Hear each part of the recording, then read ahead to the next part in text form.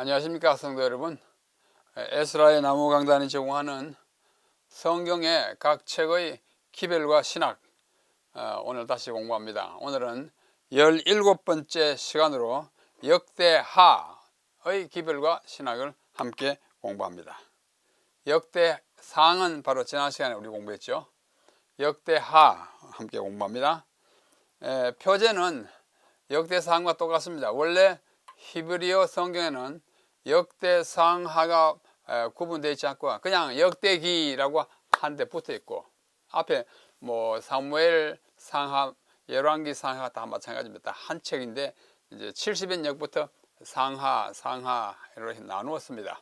그러므로 표제는 역시 앞에 역대하와 마찬가지로 디브레이 하야밈, 디브레이라는 말은 말씀들 또는 글, 그 다음에 하야임, 날들의 말씀들, 다시 말해서 일기, 그런 뜻을 가지고 있습니다. 그런데 헬라어로는 아주 다르게 되어 있어요. 파랄레이포메논, 파랄레이포메논은 생략된 것 또는 빠진 것, 그런 뜻이에요. 70인역 번역자들은 지난 시간에 말씀한 바와 같이 이 역대상하, 이 책의 내용을 앞에 사무엘 상하나 열왕기 상하에서 미처 포함시키지 못하고 생략하거나 빠뜨린 것을 다 집어넣은 것이다, 이렇게 생각하는데 사실은 그거 아니에요. 그렇게 빠뜨린 것이 아니라 특별한 목적으로 다시 요약했다고 이제 말할 수 있는데, 하여튼 그들은 그런 뜻으로 쓸 것으로 보이는 생략된 것, 베타는 두 번째, 앞에는 알레프, 베타, 알파, 베타, 그렇죠? 70인역자들은 이 책을 앞에서 빠진 것을 보충한 것이라고 생각됩니다. 영어로는 Second Chronicles, 그리고 히에로니무스가 부르기 시작했고, 중국어로는 역대지하, 지가 붙어요. 우리말은 그냥 역대하입니다. 이 책 저자는 앞에서 본 바와 같이 전통적으로 에스라가 그 저자인 것으로 보입니다. 가장 오래된 유대인의 전성인 바벨로니아 탈무드에 보면은 에스라와 느헤미야가 편찬했다. 그리고 더 구체적으로 말하면 에스라가 자기가 살던 시기까지 족보들을 다 완성하고 많은 일지들을 적어 넣은 다음에 나중에 조금 더 느헤미야가 그 미완성된 부분을, 빠진 부분을 보충한 것으로 보인다고 우리 새롭게 나오는 SDA International Bible Commentary 제4권에 그렇게 이야기하고 있습니다. 그 문체나 그 내용을 보면 제사장적인 관점에서 쓰고 있습니다. 에스라는 제사장이기 때문에 그 당시에 또 종교적, 신학적 그런 어려움에 처해 있는 것을 다 지적하고 왜 그렇게 됐는지 그 원인을 분석하는 것으로 이 책의 내용을 삼고 있습니다. 자, 이 역대하의 내용을 개요 형식으로 잠시 소개하면 다음과 같습니다. 역대하는 그 주제가 뭐냐면 다윗의 왕조를 단련하신 하나님의 신실하심. 다윗의 왕조는 어디 다윗으로 시작해가지고 솔로몬 다음에 나라가 분리됐지만 그 다음에 유다를 통해서 내려오지 않습니까? 르보암에 쭉 내려와요. 아주 마지막 망하는 데까지, 시드기야까지 20명의 왕의 그 내려가는 내력을 쭉 기록하는데, 왕조를 단련하신 하나님의 신실하십니다. 아무리 나쁜 왕이라도 나라를 완전히 망가뜨리지 않고 또 도와주시고 또 경고하시고 선지자들을 통해서 또 말씀하시고 제사장들이 또 가르치고 해가지고 점점 이어가는데 마지막에 가서 도저히 안 돼서 마침내 시드기야로서 유다 왕조가 끝나는 것입니다. 그래서 1장으로부터 9장까지는 솔로몬의 치세예요. 성전 건축을 중심으로 합니다. 솔로몬이 여호와께 지혜를 구하는 것이 1장이에요. 그의 경배, 굉장한 사람들 이끌고 기본으로 경배하러 갑니다. 월십.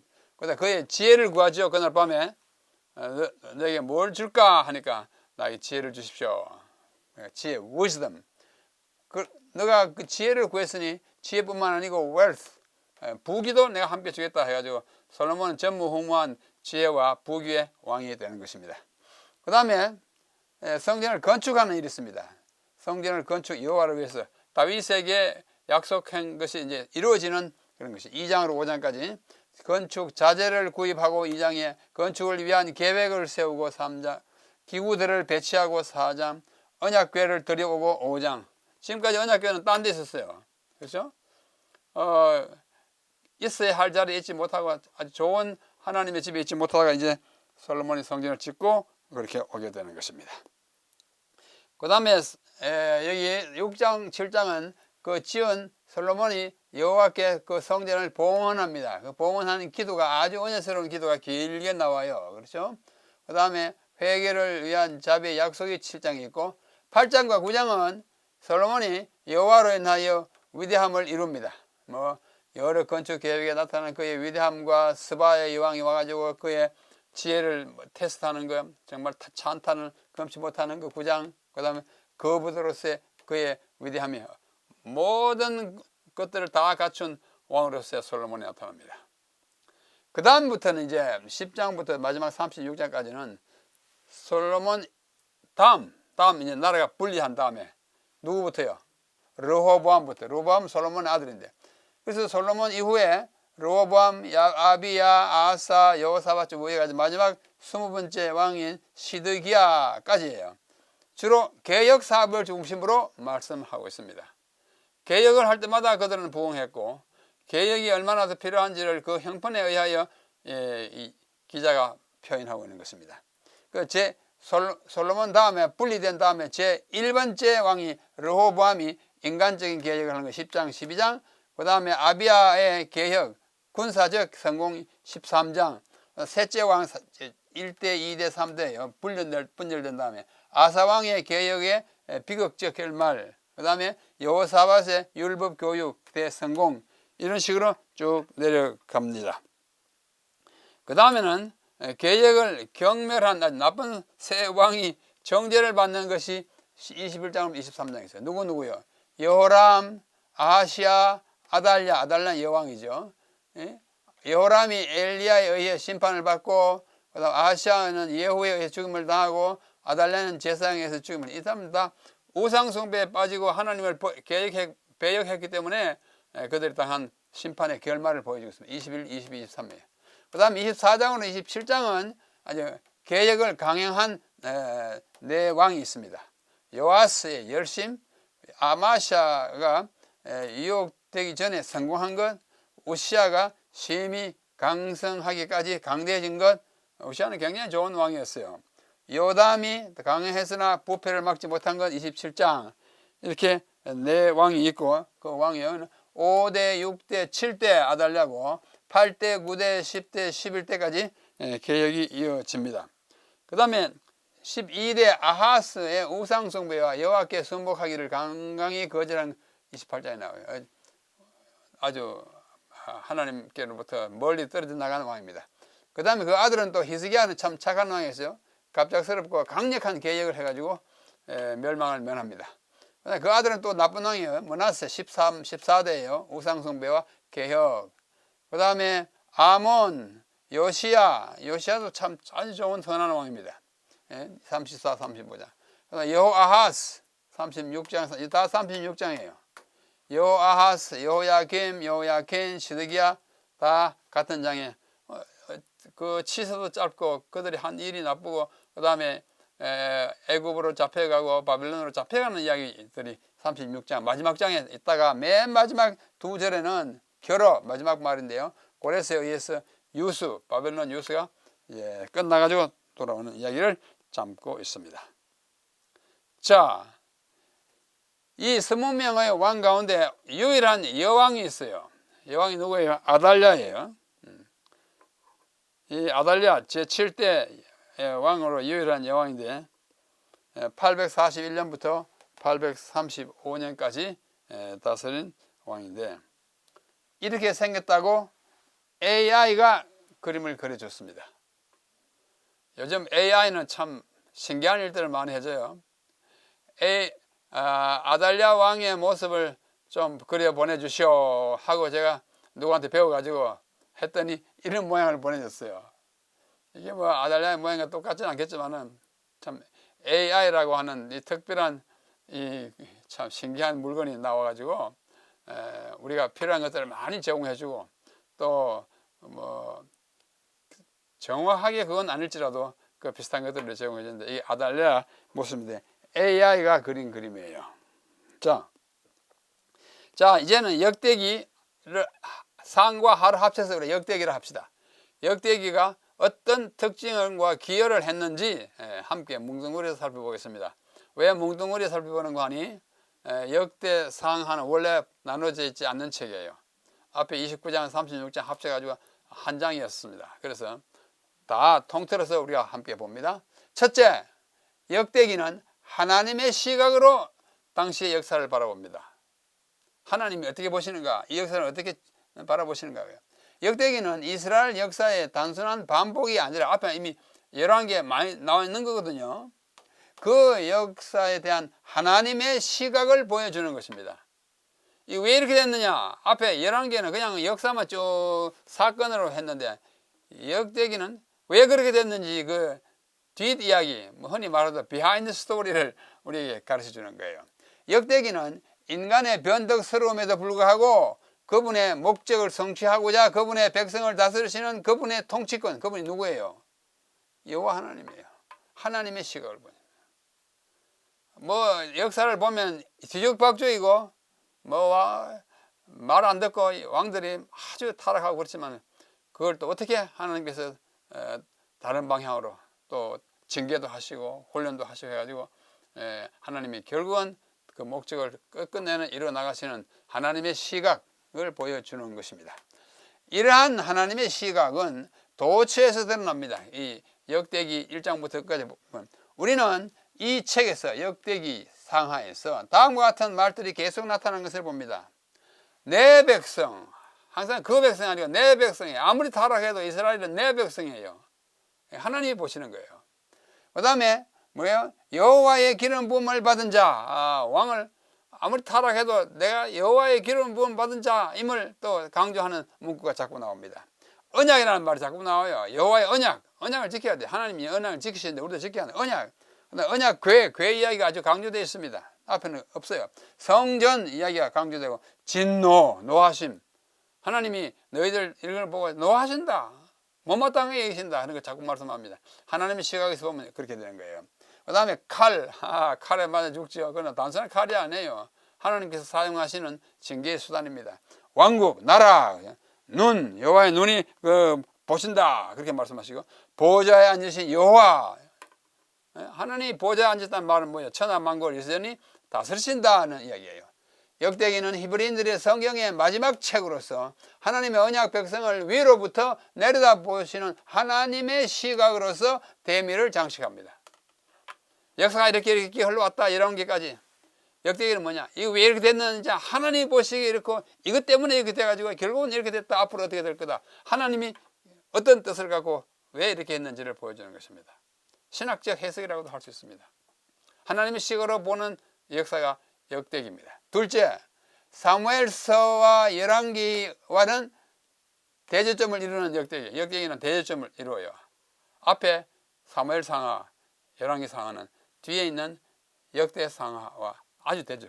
요 두 가지와 역대기가 대조점을 이루는데 역대기의 목적은 뭐냐? 그것의 특별한 강조점이 사무엘서와 열왕기의 강조점과 사뭇 대조를 이룬다는 점에서 두드러집니다. 그 목적이 두드러져요.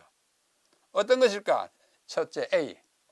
역대기는 선지자의 관점보다는 제사장의 관점을 보여줍니다. 그게 무슨 말일까요? 둘 다 참 필요해요. 그러나 제사장이 보는 관점에 에스라 자신이 제사장이었어요. 그러니까 좀 더 기별보다는 신학을 더 중시하는 그런 관점에서 쓰고 있습니다. 제사장과 레위인은 자주 언급되는 반면에 위대한 선지자들인 엘리야와 엘리사의 사역은 거의 언급되지 않고 있습니다. 앞에 열왕기에서는 그들이 맹렬히 활동했지만 역대기에 오면 그걸 족해요. 다시 반복하지 않습니다. 보좌는 뭐예요? 왕이 다스리는 곳이잖아요. 성전은 뭐예요? 하나님 계시는 거죠. 보좌보다는 성전이 중심을 차지하고 있는 책이 역대기입니다. 앞에 책들은 이것과는 다르게 대조를 이루고 있습니다. B, 두 번째, 역대기는 온 이스라엘보다는 유다에 초점을 맞추고 있습니다. 유다에 누구예요? 왕 지파잖아요. 그죠? 북방 이스라엘에 대해서는 언급된 것이 거의 없어요. 하나도 없습니다, 사실. 역대기는 남방 유다만, 그러니까 유다 왕조. 주로 유다에 대해서만 말하고 있습니다. 다윗 왕의 계통만 이야기하고 이스라엘의 왕들은 보이지 않습니다. 북방 이스라엘은 도외시 되었습니다. 셋째, 역대기의 기본 구성은 정치적 또는 군사적이라고 보다는 교회적인 것입니다. 교회가 뭐예요? 그 당시에 교회가 없었지만 교회라는 건 뭐예요? 하나님의 백성을 모아놓은 거잖아요. 그죠? 정치적, 군사적이보다는 교회적이라는 말은 하나님의 백성 위주로 이루어가는 역사를 담고 있는 것입니다. 그래서 이 책의 저자 에스라는 군사 정벌에 대한 관심은 없고, 다른 나라 사람들 어떻게 무찌르고 싸웠다 그런 거의 없어요. 없고 오직 개혁에만 관심을 쏟고 있어요. 하나님께 돌아오라, 하나님 올바로 섬기라, 순종하라, 우상을 척결하라, 그런 관심을 쏟고 있어요. 다윗의 최대의 관심사가 성전을 건축하기 위한 준비에 있는 것처럼 보입니다. 그렇게 써놨어요. 역대기를 다윗이 뭐 다른 뭐 블레셋에서 무찌르고 그런 건 거의 없고 성전을 어떻게 지을까 하는 그 관심이 아주 초미의 관심사로 나타나고 있습니다. 군사 활동이나 전쟁의 승리는 언제나 여호와께 대한 순종과 헌신에 달려 있음을 이야기해요. 전쟁과 승리가 뭐 그냥 무술 좋고 군사력이 있다고 하는 게 아니라 하나님께 순종할 때, 계획할 때 그들이 안전을 취할 수 있다. 네 번째, 역대기의 형태는 전기적이라기보다는 전기전은 누구나 누굴 낳고 누가 어떻게 해가지고 무슨 짓을 하고 뭘 하고 이런 전기적이라기보다는 통계적입니다. 통계적이라는 말은 뭐예요? 하나님의 백성이 어떻게 내려왔다, 뭘 하면 뭘 함으로써 이렇게 이어졌다. 이렇게 어떤 시대적, 전기적 또는 연대기적입니다.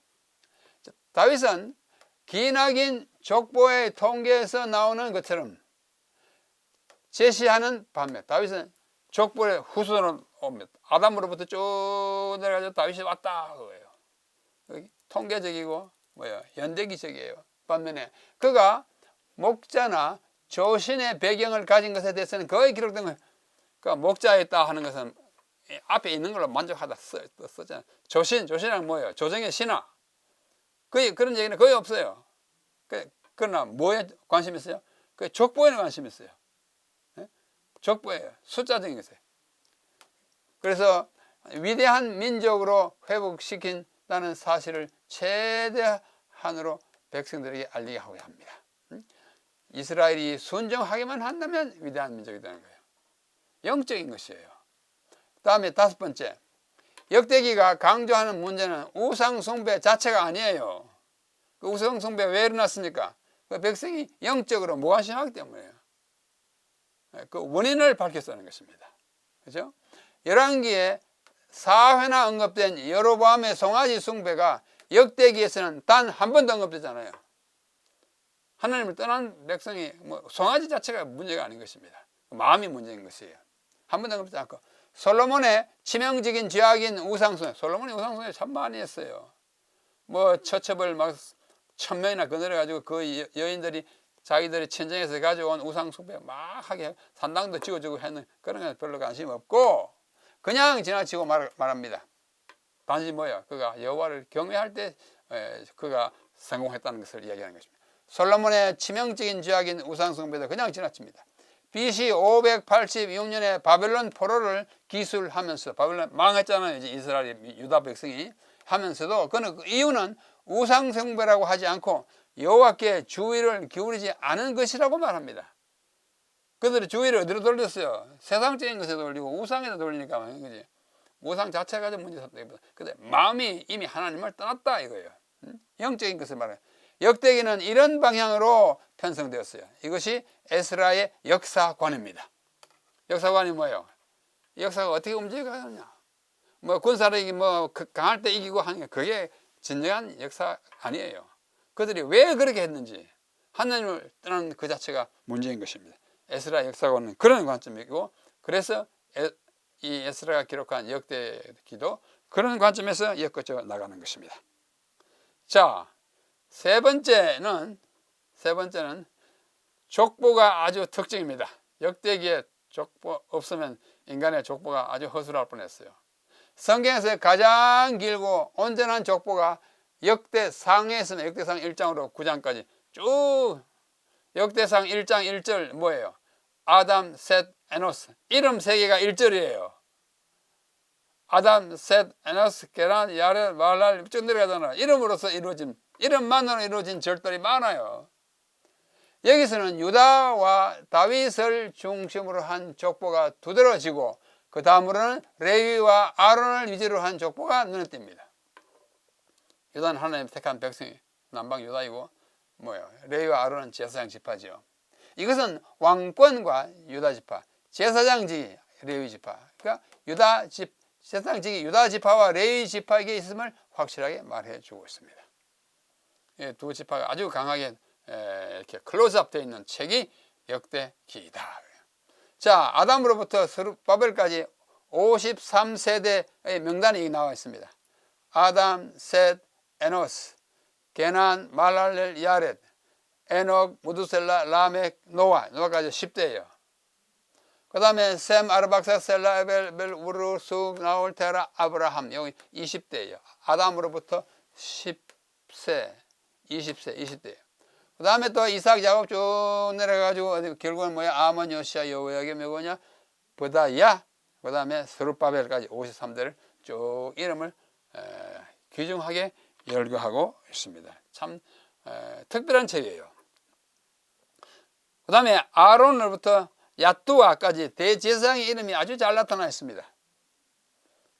야뚜아 여기 대제사장들의 이름 쭉 나타나요. 이것은 역대상 6장 3절로 15절, 에스라 7장 1절로 5절, 느헤미야 12장 10절로 11절에 근거하여 명단을 추린 것입니다. 자, 아론 동시대인 모세잖아요. 엘라살 아론의 아들이죠. 셋째 아들인데 그 위에 두 아들이 성전에서 엉뚱한 일을 하다가 이제 죽고 엘라살이 된 것이요. 나답과 아비의 동생이 엘라. 그 다음에 아들이 비나스, 아론의 손자죠. 아비스와 붓기, 우시, 스라야, 머라야, 마랴, 아이두 쭉 내려갑니다. 동시대, 여기 아론의 동시대는 모세이고 아이두의 동시대는 사무엘이고 사독이 다음에 또 나오기 때문에 사독 1이에요. 사독 여기 나오고 사독 또 나와요. 이 사독 1의 동시대는 다윗이고 아사라는 또 두가 나와요. 솔로몬이고 여기는 우시하고 여기는 요시하고 여기 느부갓네살에게 피습 스라에 죽습니다. 그 다음에 여호사닥, 예수와 요아kim, 엘리야십, 요아다, 요나단 이렇게 내려갑니다. 느헤미야, 야뚜아는 알렉산드로스 대왕, 이야기는 요세푸스 기록에 야뚜아가 그 당시에 대제사장이었다고 기록하고 있습니다. 아주 일목요연해요. 아주 질서정연하게 두 족보가 쭉 내려가고 있습니다. 네 번째, 이 역대기가 중요하게 다루는 아주 특징적인 점은 무언가니 번영이 가져오는 위험입니다. 사람이 번영하기를 바라지만 번영이 다 좋은 건 아니에요. 역대기는 번영하고 강성할 때에 여호와를 저버리는 일의 위험을 강조합니다. 솔로몬이 그랬고 다른 왕들이 그랬어요. 이러한 현상은 르호보암, 아사, 여호사밧, 여호람, 아마샤, 우시야, 히스기야 등의 경우에서 나타나요. 뭐가 나타나요? 번영할 때, 강성할 때 어떻게 해요? 위험해요. 교만해지고 하나님을 의지하지 않게 되고 이런 현상이 이 왕들의 이런 성경 본문을 읽어보면 이 다 훌륭하고 좋은 왕들인데 번영할 때 다 실수하는 사람들입니다. 번영할수록 겸비하고 하나님께 붙어서 하는데 자꾸 멀리 떠나요. 그럼 문제가 생기는 것입니다. 왕이기 때문에 개인의 문제가 아니고 왕국의 문제인 것입니다. 번영과 강성함은 분명 여호와의 축복이지만 그로 인하여 쉽게 여호와로부터 독립하려는 정신으로 기울어지고 마침내는 하나님을 떠나는 것이 뭐예요? 위험이에요. 번영의 위험이에요. 그것을 아주 여러 경우에서 강조하고 있는 책이 역대기예요. 영적 교훈이 참 큽니다.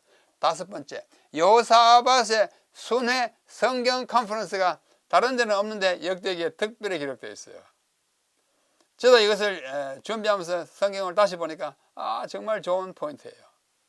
자, 역대하 17장 7절로 12절에 보면은 여호사밧이 일단에 사람들을 이렇게 지도자 그룹을 모아가지고 각 지방 도시를 쭉 순회하면서 바이블 컨퍼런스를 연 것을 볼 수 있습니다. 여호사밧은 순회하는 성경 컨퍼런스를 개최한 것으로 유명하고 또 특별합니다. 그는 유다의 여러 성읍들로 방백들과 제사장들과 레위인들을 한 그룹을 보내가지고 그래서 율법을 가르치겠고, 그것의 직접적인 결과는 주변 국가들과 평화롭고 선한 관계를 갖게 되었고 하나님의 총애도 받게 됐으며 국가적 번영을 누리게 된 것입니다. 오늘날 우리 성경 대회라는 게 가끔 열지요. 그게 그겁니다. 바이블 컨퍼런스라고 해요. 바이블 컨퍼런스. 제가 한 달 전에 파키스탄에 바이블 컨퍼런스 강사로 갔습니다. 거기 있던 목사들과 또 평신도들과 또 새롭게 이제 관심 있게 교회에 나오는 분들에게 여러 시간, 한 10시간 가까이 이 컨퍼런스에 집중적인 성경 교리랄까 신학이랄까 성경 내용을 아주 강조해서 했더니 이분들이 엄청난 제가 보기에 감화를 받고 또 많은 사람 침례를 받았어요. 바이블 컨퍼런스는 참 좋은 것입니다. 이것은 이미 목회를 많이 하는 사람에게도 중요하고 이미 오랜 신앙생활을 해온 사람들에게도 중요하고 새로운 그 신학의 어떤 국면을 성경의 어떤 내용을 강조해서 가르치는 이 바이블 컨퍼런스, 율법을 가르치는 겁니다. 이 팀을 짜가지고 율법을 가르치는 것입니다. 직접적인 결과가 나타나요. 새롭다. 감동적이다. 하나님이 이러신 분이구나. 이것을 특별히 한 그런 경력을 가지고 있습니다. 자, 그 다음에 6번째는 역대기의 그리스도의 표상을 몇 개 살펴볼 수 있습니다.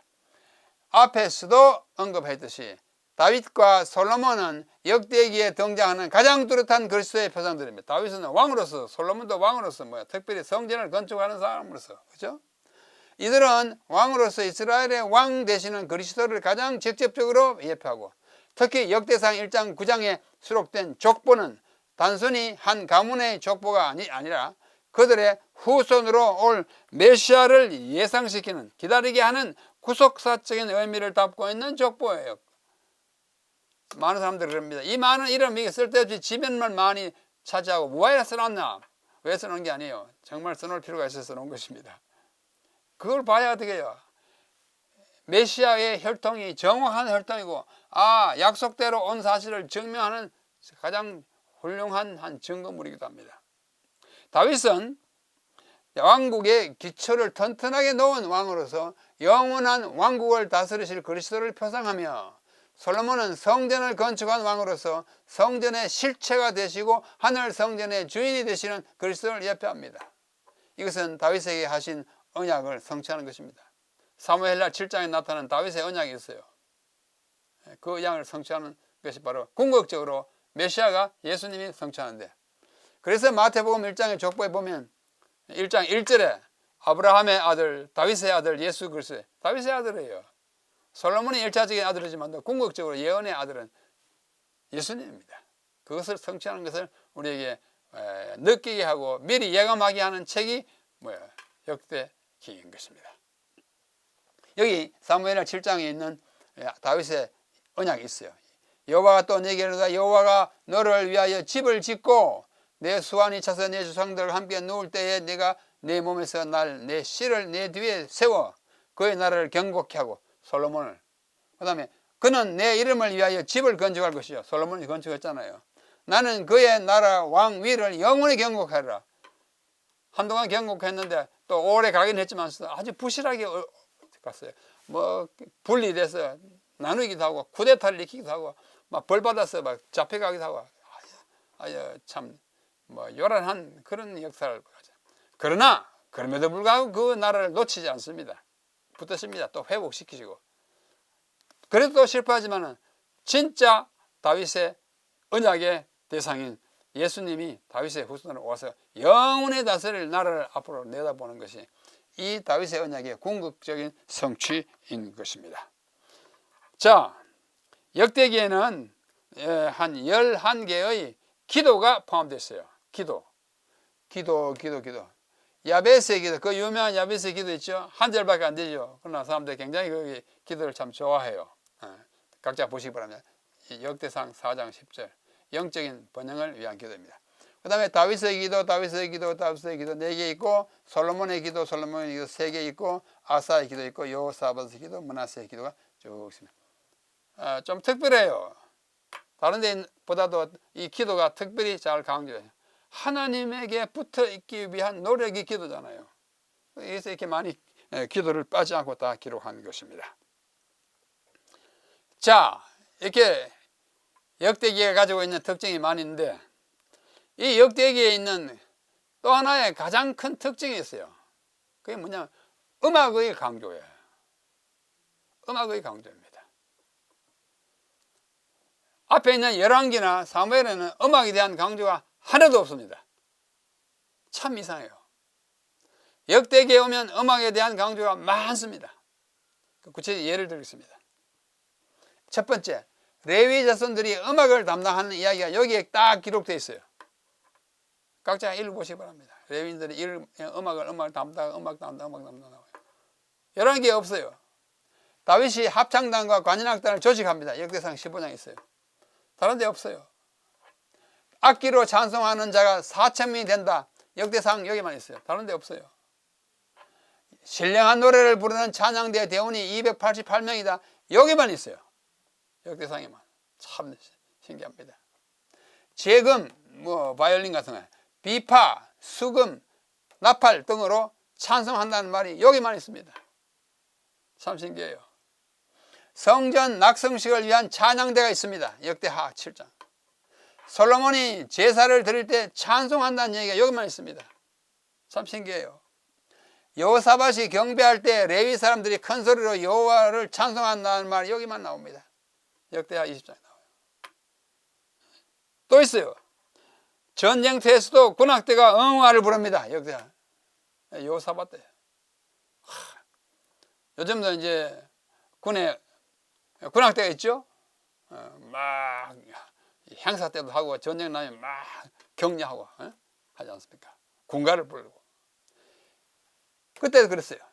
아달랴를 축출할 때 쿠데타를 지원하는 합창단이 있었어요. 합창단이 노래를 부릅니다. 악한 여왕 잘 나간다.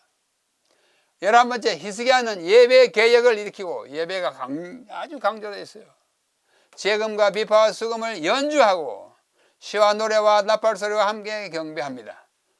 음악이 예배에 절대적인 위치를 차지하고 있는 것이 역대기입니다. 요시야 왕 때도 음악에 익숙한 레위인들이 음악을 연주했다고 이렇게 기록하고 있습니다. 역대하 34장. 성전 음악과 음악가들에 관한 기록은 성경의 역사서들 중에서 오직 역대기에만 나옵니다. 네? 마지막 13번은 총괄 하는 거예요. 이것을 좀 더 자세히 다음 시간에 연구하겠습니다. 더 자세한 내용은 제18번, 지금 역대하 기별과 신학이 제17번 강의인데 18번 강의 이것을 더 강조하고 자세하게 말씀드리려고 합니다. 자, 마지막으로 역대기를 요약합니다. 역대상하를 요약하면 1. 역대상은 아담으로부터 시작되는 인류의 족보와 다윗 왕의 치세를 기록하고 있어요. 다윗이 굉장히 강조됐어요. 그 다음에 족보에는 왕지파 유다지파의 족보와 그 다음에 제사장 지파 레위 지파의 족보가 상세, 두 지파가 아주 강조되어 있어요. 다른 지파는 그냥 설정 넘어갑니다. 다윗 왕의 치세는 그의 생애와 그의 왕국이 발전상을 다룬 부분 역대상 10장과 성전 건축을 위한 준비 과정으로 나뉩니다. 두 부분 나누어요. 첫째 부분이 뭐예요? 왕국의 발전상. 둘째 부분이 뭐예요? 성전 건축을 위한 준비. 성전 건축을 위한 준비가 굉장히 대서특필 특별되어 있습니다. 그 다음에 네 번째 역대하, 여기까지 역대상이고, 역대하는 솔로몬의 치세와 그 후에 유다 왕들의 치세로 다루어져 있습니다.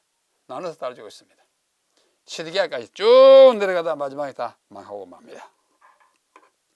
그 다음에 5번째, 솔로몬의 치세는 그가 성전을 건축한 대역사와 그의 사업과 부귀와 지혜를 다룬 부분으로 나뉩니다. 앞에 1장으로부터 7장까지와 8장으로부터 9장, 8장 9장은 그의 work, wealth, wisdom으로 나눕니다.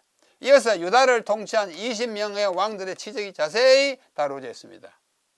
솔로몬 죽고 난 다음에 그의 아들 르호보암부터 마지막 시드기야까지 20명의 왕에 대한 이야기가 쭉 나와요. 뭐를 위주로요? 그들이 영적인 면에서 어땠느냐를 다루는 것을 중심으로 했어요. 역대기는 성경 봉사와 음악에 대하여 다른 어떤 책보다도 많이 다루고 있다. 조금 전에 이야기한 것 같아요. 다음 시간에 더 자세히 다룹니다. 8번째, 역대기를 애초에 저수를 편찬한 사람은 에스라이며 느헤미야가 후에 보충한 것으로 전해지고 있습니다. 에스라는 역대기를 저술함에 있어서 앞서 기록된 사무엘서와 열왕기의 내용을 단순히 반복하거나 사료, 역사적인 자료들을 무작위로 선택한 것이 아니라 역대기 저자는 그냥 한 거 아니에요. 뭐 어떤 역사가든지 그렇게 하겠습니까만 특별한 의식과 목표를 가지고 역대기를 썼어요. 그렇게 하고 하나님이 세우신 뭐예요? 언약과 장차 오실 메시아를 염두에 두고 하나님의 뜻과 하나님의 계획이 인간의 범죄와 실수를 초월하여 성취되고 있음을 보여주려는 의도로서 자료들을 취사 선택하여 편찬한 책이 역대기입니다. 앞에서 강조한 바와 같습니다. 하나님이 어떻게 보시느냐 이거예요. 전쟁 나고 뭐 하고 다 종료하지만은 그건 다 자세히 기록할 필요 없어요. 왜 일어났느냐? 그 원인을 말하는 거죠. 에스라는 북방 이스라엘에 대해서는 지면을 할애하지 않고 거의 없어요. 메시아의 혈통을 간직한 남방 유다에 대해서만 기록하고 있습니다. 역대기에. 이스라엘에 대해서는 앞에 11개까지 다 충분하다고요. 더 이상 논할 필요가 없다. 그렇게 생각한 것 같습니다. 마지막으로 11번째, 에스라는 히브리인들의 정경, 창세기로부터 말라기까지 정경, 히브리인들의 정경을 편집한 사람이에요. 그 전까지는 창세기, 출애굽기, 5경은 또 있었지만 다른 책들이 다 각각 있었는데 이것을 한 책으로 딱 이것이 하나님의 영감된 말씀이라고 딱 이렇게 고정한 작업을 한 사람이 에스라로 알려져 있어요. 그러니까 히브리인들의 정경을 편집한 사람으로 유명한데 그가 자신이 편찬한 역대기를 그 성경, 정경의 맨 끝에다 배치했어요. 제가 여러 번 강조했습니다. 우리는 창세기, 출애굽기 해가 쭉 나가지고 이사, 예레미야 해가 쭉 나가다 맨 끝에 말라기 나오잖아요. 역대가 됐냐면 사무엘상하, 열왕기상하, 역대상하, 에스라, 느헤미야, 에스더, 욥기, 시편 이렇게 나가잖아요. 한가운데 있어요. 역대가 가운데 있어요. 우리가 생각하는 성경에는. 그러나 원래 히브리 성경은 이 에스라가 구약 성경을 편찬했을 때는 앞에 쭉 나가 맨 끝에다 역대기를 갖다 붙였어요. 맨 끝에다 놓았어요. 자신이 편찬한 역대기를 그 성경의 맨 끝에다 배치한 것은 단순히 그의 겸양의 표현이 아니라 내가 썼으니까 맨 끝에 두자. 단순히 그게 아니라 뭐요? 사람들이 성경을 한번 다 통독한 후에 창세기부터 쭉 통독한 후에 마지막으로 그것의 내용을 요약해서 마음과 머리에 정리하도록 하기 위하여 맨 끝에다 둔 것으로 판단됩니다. 저는 이 판단에 동감합니다. 단순히 내가 했으니까 끝에 놓자 그 차원이 아니고 굉장히 중요한 그런 목적. 성경을 다 보는데 중요한 건 뭐냐? 하나님을 올바로 의지하는 것이라고요. 왕들이 실패하고 성공을 거뒀다. 왜 그러냐? 하나님께 순종하지 않았기 때문이다. 그것을 강조한 면을 가지고 있는 역대기를 맨 끝에 둔 것으로 보입니다. 자, 제가 앞에서도 역대와 관련된 책들을 소개해 드렸습니다만은 제가 오늘 몇 권의 책을 가지고 왔습니다. 먼저 이 책이에요. 이 책은 꽤 두꺼운 책입니다. 보다시피 아주 두꺼운 책입니다. 지난번에 소개해 드렸어요. 사라 야펫 쓴 책이에요.